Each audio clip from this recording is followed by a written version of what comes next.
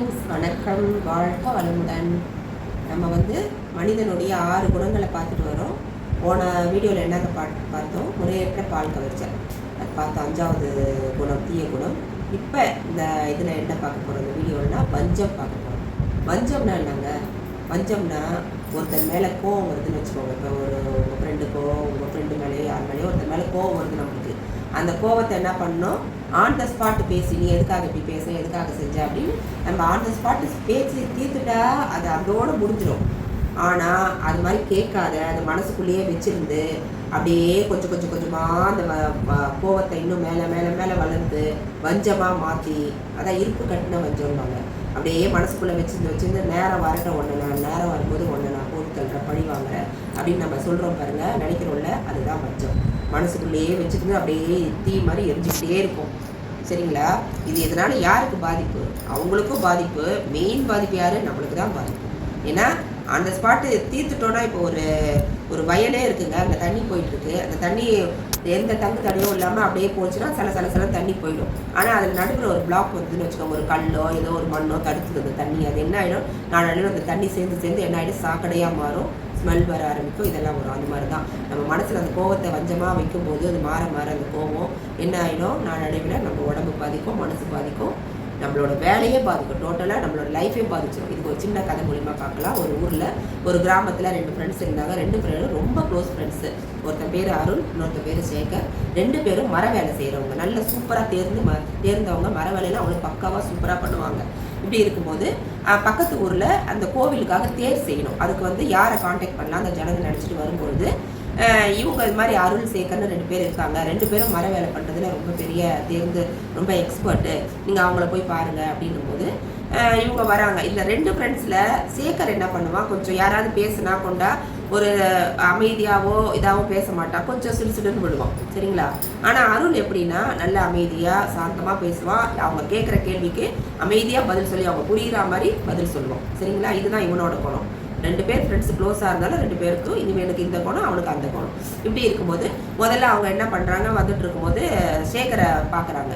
சேகரை பார்த்து, இது மாதிரிப்பா நாங்கள் பக்கத்து ஊர்லேருந்து வரோம், நீங்கள் 2 பேரும் ஃப்ரெண்ட்ஸ் இது மாதிரி செய்கிறீங்களாமே, எங்களுக்கு ஒரு தேர் பண்ணி கொடுக்கணும் எங்கள் கோவிலுக்கு அப்படின்னோடனே, அப்படிங்களா? பார்க்குறேன். எப்போ பார்க்குறேன்? எப்போ எங்களுக்கு டைம் இருக்குதுன்னு தெரியல, நான் பார்க்குறேன், எப்போ செய்கிறேன் அப்படின்ட்டு ஒரு மாதிரி, அதாவது பேச்சே ஒரு இதாக சாத்வீகமாக இல்லாமல், அமைதியாக இல்லாமல், அவங்க கேட்குறதுக்கு ஒரு ரெஸ்பெக்ட் இல்லாமல், மரியாதை இல்லாமல் இவன் பேசுகிறான்.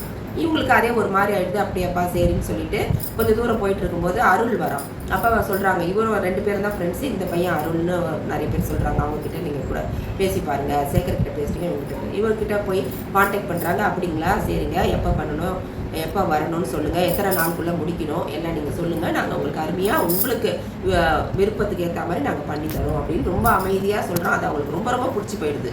சரிப்பா, இந்த நாள் வாங்க, நாங்கள் இன்வைட் பண்ணிட்டு போயிடுறாங்க. அவங்க ஊருக்கு அவங்க 2 பேருமே தான் போகிறாங்க.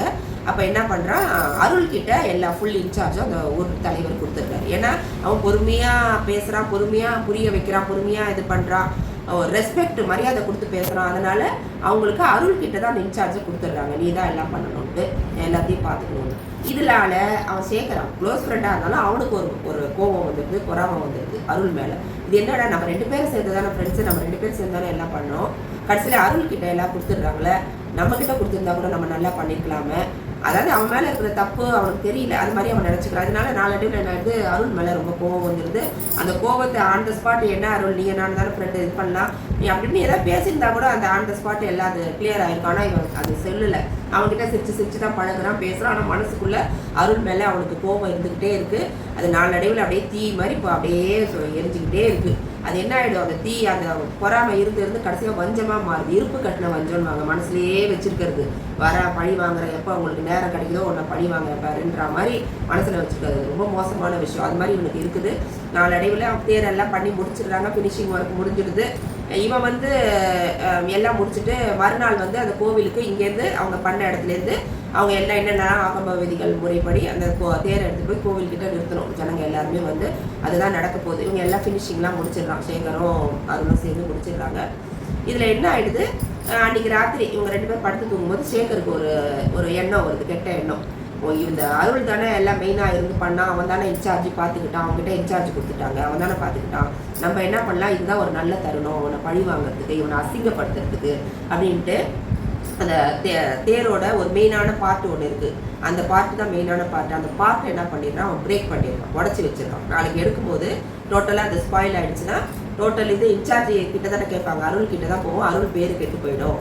நம்ம இதுதான் நல்ல தருணம் அவனை பழி வாங்கிறதுக்கு அப்படின்னு சொல்லிட்டு என்ன பண்ணுறான், ராத்திரியாக இவன் போய் வெள்ளமாக அந்த ஒரு மோசமான வேலையை பண்ணுறான். அவன் பண்ணுவிட்டு குனிஞ்சிட்டு நிமிரும் போது அவன் பாக்கெட்டில் இருக்கிற ஒரு பெண்ணு கீழே விழுந்துருக்கு. அந்த பெண்ணு யார் கொடுத்ததுன்னா, அருள் வந்து சேகருக்கு ஒரு பர்த்டே அப்போ அவனுக்கு வாங்கி கொடுத்தது, ஆசையாக வாங்கி கொடுத்த பெண்ணு அவன் பேக்கெட்லேயே வச்சுருப்பான்.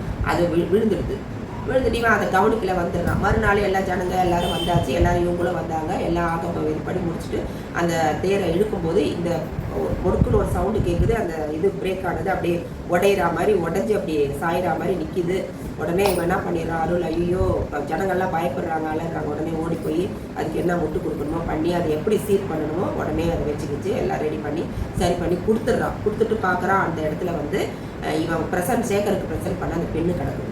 அப்போ இவனுக்கு தெரிஞ்சிடுது, இது வந்து வேறு யாராலையும் பண்ண முடியாது, இந்த மாதிரி ஒரு மைனூட்டான வேலை தெரிஞ்சவங்க தான் பண்ண முடியும். யார் பண்ணான்னு பார்க்கும்போது சேகர் பண்ணியிருக்கான்னு தெரியுது. அப்போ சேகரை கூப்பிட்டு கேட்குறான், என்னப்பா நீ இது மாதிரி பண்ணலாமா சேகர், நீ நானும் ஃப்ரெண்டு தானே, இப்படி பண்ணியிருக்கியே, இதனால நம்மளுக்கு தானே கஷ்டம், நம்ம பேரெல்லாம் கெட்டு போயிடும், ஜனங்கள்லாம் இந்நேரம் பாதிப்பு ஆயிருக்குமே அப்படின்னோன்னு கம்முன்னு இருக்கிறான். அப்புறம் அது அவனை பற்றி தெரிஞ்ச ஊர் ஜனங்க எல்லாருமே கேட்குறாங்க, இந்த மாதிரி நீ பண்ணலாமாப்பா, நீங்கள் 2 பேரும் நம்பி தானே நாங்கள் கொடுத்தோம் அப்படின்ட்டு. அப்போ இவன் தலை குறிஞ்சி நிற்கிறான். அப்போ தான் சொன்னான், என்னை மன்னிச்சுங்க எல்லாரும், நான் தான் பண்ணேன், ஏன்னா நாங்கள் 2 பேரும் ஃப்ரெண்ட்ஸ் தான், இருந்தாலும் அருளுக்கு நீங்கள் இம்பார்ட்டன்ஸ் கொடுத்தீங்க, அவனை வந்து ஹெட்டாக போட்டிங்க, என்ன நீங்கள் மதிக்கலை, அவனை மதிச்சிங்க, அதனால எனக்கு அவன் அருள் மேலே போவோம், அவனை பழி வாங்கணும்னு நினச்சேன், ரொம்ப நாளாக பிளான் போட்டேன், இதை இது பண்ணிட்டேன், ஆனால் இதனால் பாதிப்பு எங்கள் 2 பேருக்கும் வரும்ன்றது தான் எனக்கு தெரியாமல் போயிடுச்சு, நான் பண்ணது ரொம்ப தப்பு தான், என் ஃப்ரெண்டுக்கு நான் பண்ணது துரோகம் தான், வஞ்சம் மனசில் வச்சு பண்ணிட்டேன், என்னை மன்னிச்சுங்க அப்படின்னு சொல்லிடுறான். அப்புறம் இதோட முடிஞ்சிடுது, மன்னிப்பு கேட்டுடுறான். என்னதான் மன்னிப்பு கேட்டாலும் அவன் பேர் கெட்டு போயிடுச்சுல்ல. இப்போ அவன் ஃப்ரெண்ட்ஸுன்னு அவன் எவ்வளோ க்ளோஸ் ஃப்ரெண்ட்ஸு, இவனுக்கு எவ்வளோ கஷ்டமாயிருக்கும், இவன் ஃப்ரெண்டே இப்படி பண்ணிட்டான், அவன் மனசுலையும் ஒரு பாதிப்பு வந்துடுச்சு, இந்த ஜனங்க மனசும் இவன் மேலே ஒரு கெட்ட பேர் வந்துடுச்சுல்ல. இதுதாங்க இந்த கோவன்றது மனசில் அழிக்கும். அதுலேயும் வஞ்சம், அந்த கோவத்தை வந்து ஆன் த ஸ்பாட்டு தீக்காமல் எப்படி மூவ் பண்ணுமோ அழகாக ஸ்லைட்டாக மூவ் பண்ணிட்டு போகாமல் மனசில் இருப்பு கட்டி வச்சு வஞ்சமாக வைக்க நாளடைவில் அது என்ன ஆகிடும், நம்ம மனசு, நம்ம உடம்பு, நம்மளோட கெரியர் எல்லாமே தான் பாதிக்கும். அவங்கள பாதிக்குதோ இல்லையோ பெருசாக நம்மளை பாதிக்கும். அதனால இந்த வஞ்சத்தை நம்ம என்னவா மாற்றிக்கணும், மன்னிப்பாக மாற்றிக்கணும். வஞ்சத்தை மன்னிப்பாக மாற்றிக்கிட்டோன்னு வச்சுக்கோங்களேன், எந்த பிரச்சனையும் வாழ்க்கையில் இல்லை. அதனால் இந்த மாதிரி ஒரு விஷயத்தை நம்ம இந்த மாதிரி வஞ்சத்தை மன்னிப்பாக மாற்றிக்கலாம். அது மாதிரி மாற்றிட்டா நம்ம வாழ்க்கை நல்லா போகும், நல்லா இருக்கும். இந்த மனிதனுடைய 6 தீய குணங்கள் நம்ம பார்த்தோம். இந்த 6 தீய குணங்களில் எந்தெந்த தீய குணத்தை எப்படியெல்லாம் மாற்றிக்கலாம் அப்படின்றதையும் நான் ஒரு சின்ன கதை மூலிமா அவங்களுக்கு சொல்லியிருக்கேன். இதையெல்லாம் பாருங்கள், ஃபாலோ பண்ணுங்கள். இதெல்லாம் ஃபாலோ பண்ணாலே போருங்க, நம்ம வாழ்க்கையில் எந்த பிரச்சனையுமே வராது. ஈஸியாக வாழ்க்கையை முடிச்சுட்டு நகர்த்திட்டு போயிட்டே இருக்கலாம். சரிங்களா? அது மாதிரி இந்த 6 தீய குணங்களை சொல்லி இந்த வீடியோவை முடிக்கிறேன். அடுத்த வீடியோவில் இன்னும் இதை விட நல்ல ஒரு கதையோட நல்ல ஒரு விஷயத்தோட உங்களை மீட் பண்ணுறேன். அதுவரை உங்களிடம் இருந்து விடைபெறுவது உங்கள் சாந்தி குமரன். வணக்கம். வாழ்க வளமுடன்.